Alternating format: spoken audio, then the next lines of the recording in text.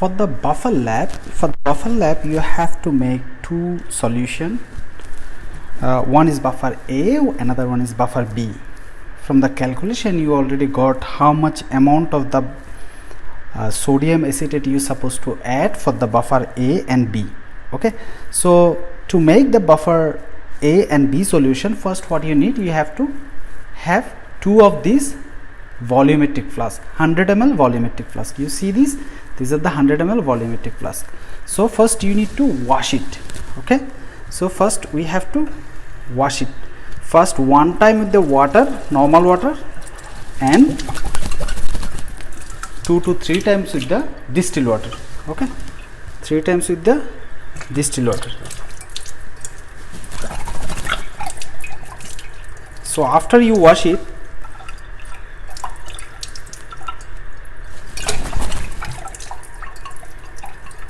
after you wash it 3 times, then I am going to measure the amount of the sodium acetate. Okay, as I have shown earlier how to take the mass of anything, so at the same way we are going to take the mass of the sodium acetate, 0.149 gram. So how will you take it? Same way, first fold this weighing paper and put it here and then make it 0, tear it, then it will be 0. As you can see from here, it is now 0. Okay, so now you supposed to have the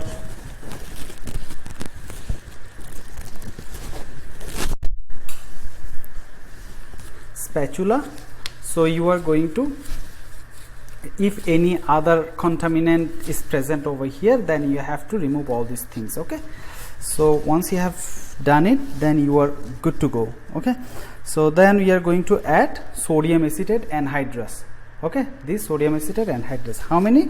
0.149 gram. So it's very, so go small amount as I said earlier. So add small amount of the 0.149 gram of, so 0.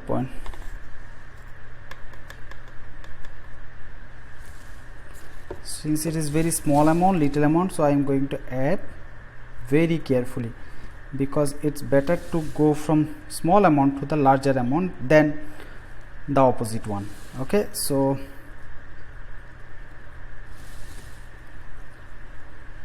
it's still 0.096 ups 1, it's 1 to 1, we are going to add 149.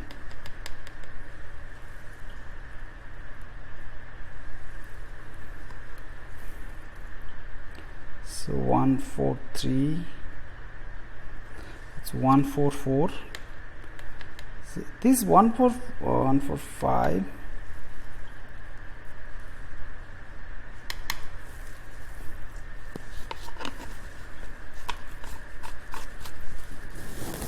so this is 0.146 gram, so that's almost 0.149 gram, you see. Okay, so then what are you supposed to do? So you have to add it, you are going to add it here. Okay, so as we are going, so after taking the mass of the sodium acetate, then you supposed to need some acetic acid. Okay, so this one is 0.1 molar acetic acid, as you can see, 0.1 molar acetic acid. So first of all you have to take from the big bottle to a small container. Okay, small container, then after you have taken it, then you are going to add the acetic acid. When you are adding, then you are, at that time you should move this in this way. Okay, you should rotate the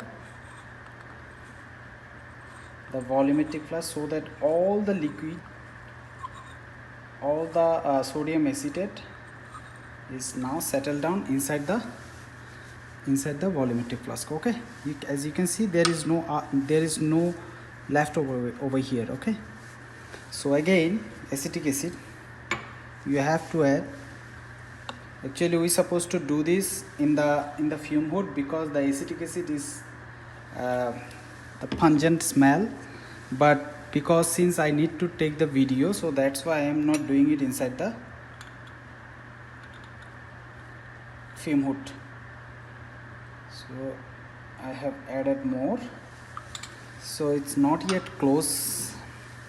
Once it is getting closer, then I will use, so I need to show you that.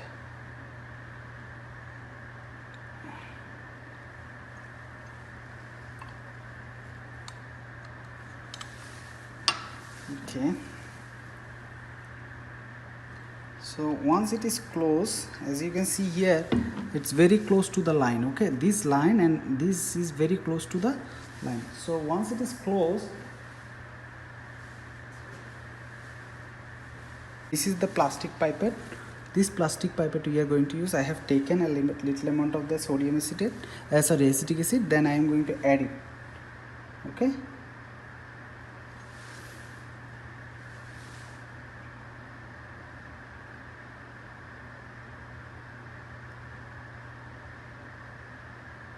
so you have to take it exact the amount you need it.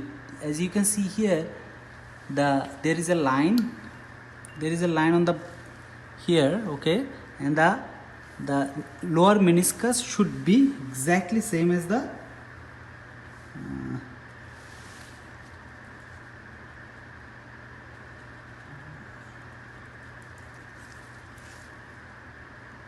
as you can see right now, the lower meniscus is exactly same as the, from your eye level it is same as the, it is aligned with the line and the lower meniscus. Okay, this up, to mix this up, I am going to add a steering rod and put it in the, so to mix this up, I am going to stir it in the steering rod and stir it for like 2 to 3 minutes. So by this time I am going to set this burette with the sodium hydroxide. As you can see, this burette, I have to wash it 2 times. Okay, and then I am going to add sodium hydroxide in it. Okay, and how to use this burette I will show you actually in a link. How to wash the burette I will show you in a link. So now I am going to show you actually how to calibrate the pH probe. Okay, as you can see, this is the actually Logger Pro.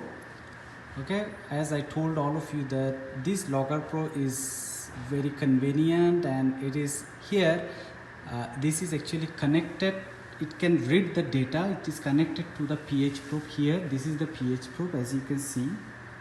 Okay, this is the pH probe, and we are going to actually calibrate this pH probe.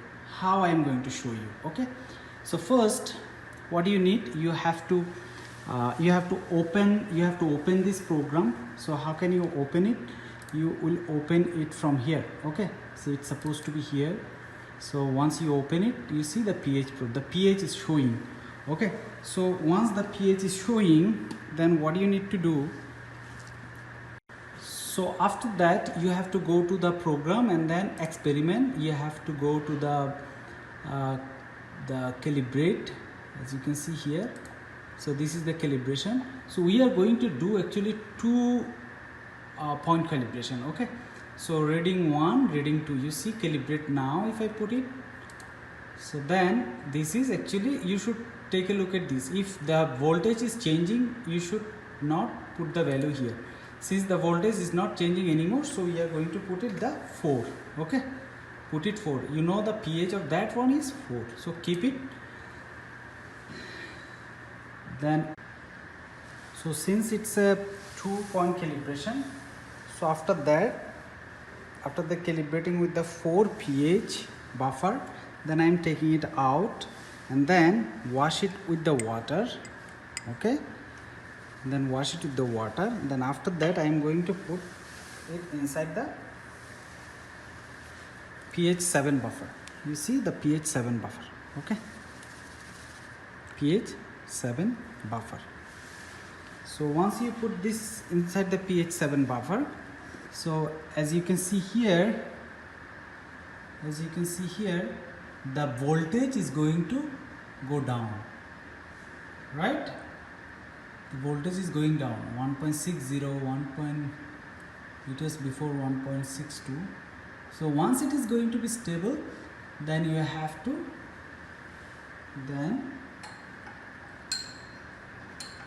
once it is stable,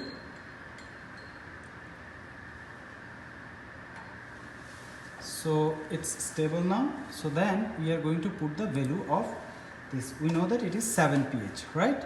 So then we are going to put it keep and done. So you see now it is showing the whatever the pH of this one right now. Okay.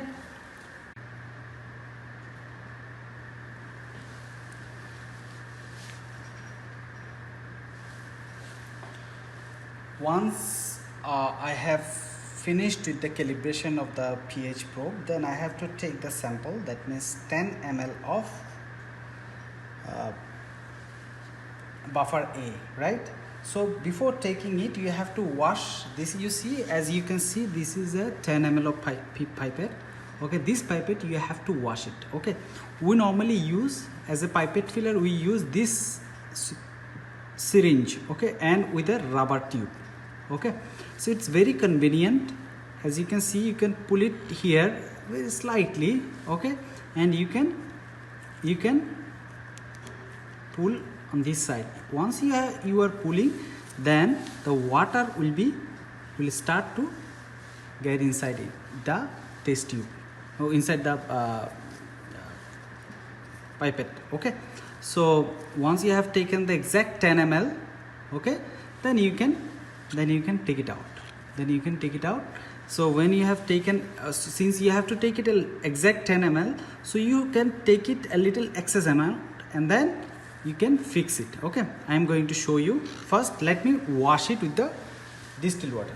Okay, so 3 times we are going to wash it with the distilled water. This is the distilled water, so I just put it and then washing with the distilled water. Okay, so one time, this is actually waste container for me. So whatever the waste I am generating, I am going to put it inside this. Okay, so that it become easy for me to at the end it will be easy for me to accumulate all the waste together and put it in the waste container. So you see, the second time I am going to wash it the same way you are going to wash it for the 3 times. Okay, so you are going to wash it for the 3 times with the water, and 1 time we are going to rinse with the sample what we are going to use. In this case, it should be the buffer A, since we are going to take buffer A inside the pipette. Okay, so what is the buffer A? Buffer A is, I actually have taken a little amount of buffer A from the volumetric flask. I have taken a little amount of buffer A inside this 250 ml of conical flask. So what I am going to do, I am going to rinse with the buffer A. Okay, so if there is any water, why I have shifted here, because if this a little bit contamination happen because of pouring this one into the buffer, so that my main solution, the parent solution of the main solution is remain intact. Okay, it's also written to sodium chloride, but it is actually a buffer A. Okay, so what I am going to do, I am going to rinse with the, so take it, you don't have to take it 10 ml, you just take it halfway is fine. Then you have to rinse it. This is called rinse. If any other things which is soluble, any other contamination is present which is soluble in this liquid, then it will be dissolved. Okay, then I am going to wash it at least 1 time with the sample what you are going to use. So once you have done, Then I am going to take it 10 ml, exact 10 ml for the lab, for the titration. So taking slowly. I am actually trying to take it slowly. Previously during washing I try to do it faster, but when I am going to take it for the titration, I need to be a little bit slow. Okay, and make sure there is no bubble. Now you see there is bubble, so this is not a good. Okay, so this liquid should be bubble free. So if there is bubble, so start from the beginning as I have done. So although I have to take till this amount, but I am gonna take a little bit more. Okay, little bit more amount, so that I can make it exact. So now it is here. So we normally do the 24A acid base buffer. So to do that we have to go to the open, then it's supposed to come like this, advanced chemistry with Vernier. So once you open it, then there will be 24A acid base titration, 24 chemistry with Vernier. So you can see chemistry with Vernier, go for 24A acid base titration. Yes.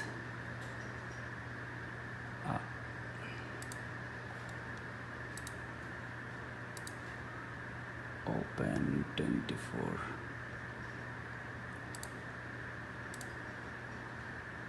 Do you want to save it? No, I don't want to save it. So whatever this is, so this is the actual initial pH. So let's collect the data. Okay, this is the data, first data we are taking, and so I am going to add dropwise.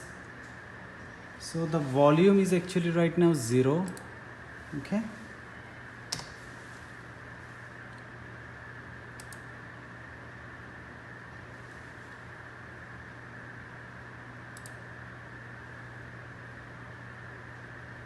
so volume is 0. Okay, so then I'm going to add 1 ml. So I have started from the 1.1, and so it needs to go to the 2.1. So once it's to the 2.1, it's now 2.1, and we will stop it. And I need to take the, so as you can see here, so once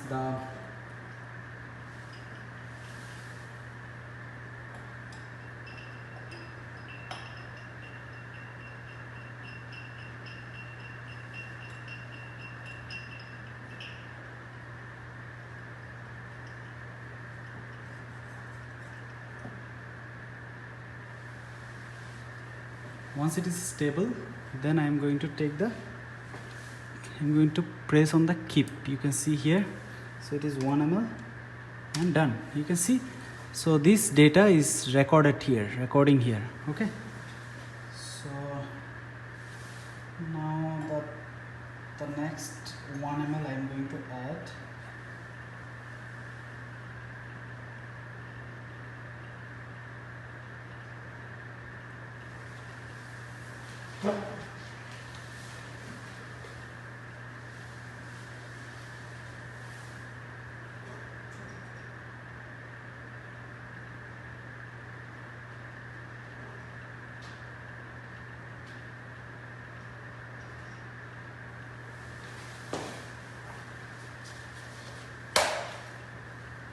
As you can see, the data, the pH is increasing rapidly, right?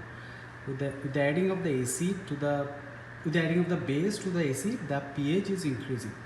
Okay, what we are doing, we have discussed these things in the theory, what it's supposed to happen. Okay, so once the pH is going to be stable, and then we'll press on the keep. Okay, as you can see, if you read on the book, you can see here. So you know now ready to test the pH. You will slowly, carefully. So this is the sodium hydroxide solution from the burette to the buffer solution you prepared. So take an initial pH reading and the buffer solution as we have done. So from here, after that, you're supposed to add a small amount of sodium hydroxide solution up to 0.5 ml. I have added actually 1 ml. When the pH stabilizes, click keep. Enter the current buffer reading and press enter to store the second data pair. So now it's already done. So that's why we are going to keep and put it in the 2 ml, 2.0 ml. Okay. So okay. So now you see the 2.0 ml is there. So continue adding sodium hydroxide solution in small increment that raise the pH constantly and enter the burette reading after each increment. Your goal is to raise the pH of the buffer by precisely 2 pH. So at the beginning, whatever the pH we have added, you will see that actually. So what it will do, so once the sodium hydroxide, that means base, is going to add, the pH will be increased slowly. So when it will reach to its point, then it will like so it can resist the change of the pH. The buffer, what the buffer can do, the buffer can resist the change of the pH, right? So although you are adding base into that buffer, acid buffer, then what is it is doing? It is resisting the change of the pH abruptly. Okay, then when it will be in excess amount, then the pH will be increased sharply. So how it will look like? Through this process, you supposed to add till you get the sharp end point. Okay, so now I am going to show you the full chart after doing the whole titration, how it. So as you can see, I have completed for the buffer A. So the graph will supposed to look like this. Okay, so the graph supposed to look like this. So from here, which one is the equivalence point do you think? Actually, we find out the equivalence point from here. Okay, so the first derivatives, whatever the highest number of the first derivative, so this is the highest number for the first derivatives, right? You see, so that means this is the maximum change of the pH is happening in this position. That means when the volume of sodium hydroxide is 11, at the time the maximum change of the pH is happening. It is jumping from the pH here to here. You see the maximum change of the pH is happening. So that's why this is the equivalence point. Okay, in 1.1 ml of change, the pH is changing from 8.63 to 9.92. You understand? So as you can see from here, when you are adding the base sodium hydroxide in an acid buffer, the pH remains almost unchanged from 4 point something to the 6. Okay, it's very steady.